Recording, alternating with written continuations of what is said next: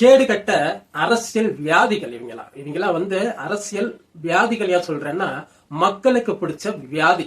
இந்த வியாதி இன்னி வரைக்கும் 70 வருடங்களா போகாத வியாதி. இந்த வியாதி வெறும் ஒரு பட்டாவையும் ஒரு அரசு வேலையும் கொடுத்தனா ஒரு மரணம் சரியாயிருமா?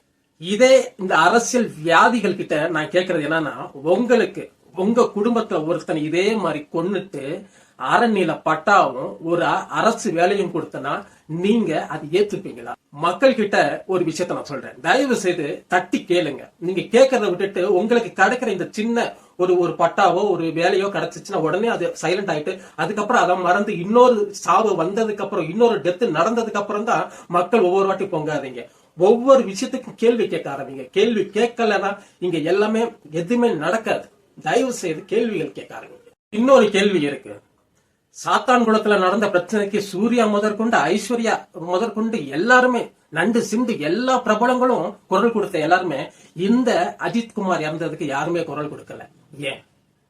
அப்ப இந்த பிரபலங்கள் சொல்றவங்க பணத்துக்காக சிரிக்கிற ஒரு கூட்டமா தான் நம்மளுக்கு தெரியுது. இந்த குரல் கொடுக்காத கூட்டத்துக்காக தான் நீங்க போய் சம்பாதிச்ச காசு எடுத்துட்டு போயிட்டு அவன் படத்தை பாக்குறதுக்கு பால் எடுத்து ஊத்துறது, அவன் காலில் விழுந்து ரோட்ல விழுந்து கதறீங்க. இதுதான் செலிபிரிட்டின்னு அவன் செலிபிரிட்டி ஆகிறான். நீங்க சாதாரண ஒரு குடிமக்களா கூட இல்லாம இங்க வாழ்ந்துகிட்டு இருக்கிறீங்க. இந்த போலீஸ் சொல்ற காட்டு மிராண்டிகள் கூட்டத்தோட மோசமான கூட்டமா இருக்குது.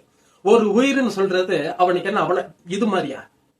என் வாழ்க்கையில நடந்த ஒரு விஷயத்த உங்களுக்கு நான் சொல்றேன். 15 வருஷத்துக்கு முன்னாடி உதயம் தேட்டர் வாசல்ல ஒரு பாட்டிமா கடை போட்டிருக்கும் போது ஒரு போலீஸ்காரன் அவங்களை காலால எட்டி உதச்சான்னு சொல்லிட்டு அந்த லத்திய பிடிங்கி நான் அடிச்சுட்டேன்.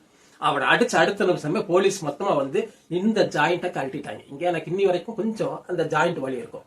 ஜாயிண்ட கழட்டிட்டாங்க. இருந்தாலும் நான் யாரும் இன்னி தட்டி கேட்க விட்டது இல்லை. மக்கள் கிட்ட நான் வைக்கிற ஒரே ஒரு கோரிக்கை என்னன்னா, தயவு செய்து இந்த மாதிரியான பிரச்சனை வருதுன்னா நம்ம தான் ஒண்ணு சேர்ந்து இறங்கி கேள்வி கேட்கணும்.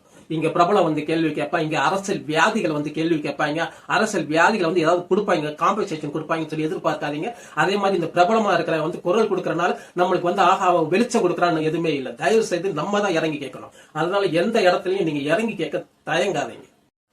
தொடர்ந்து இது மாதிரி நிறைய லாக்அப் டெத் வந்துட்டு இருக்கு. இதுதான் கடைசி, அஜித்குமாரோட கடைசியா இருக்கட்டும் இந்த லாக்அப் டெத். இதுக்கப்புறம் இன்னொரு லாக்அப் டெத் இந்த தமிழ்நாட்டுல நடக்க கூடாது. நடந்தா பெரிய போராட்டமே இங்க நடக்கும்.